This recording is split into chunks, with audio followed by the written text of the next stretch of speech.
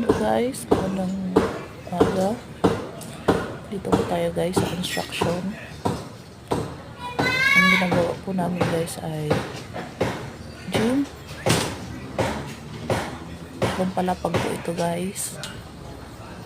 Yung gym po ay, yung basketball court po ay nasa third floor.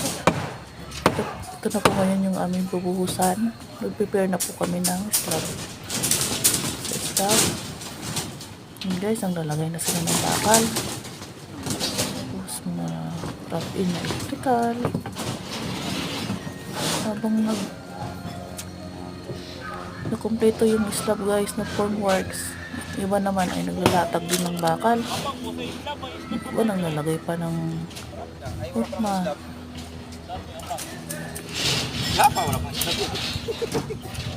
Guys, ito po yung site natin ngayon.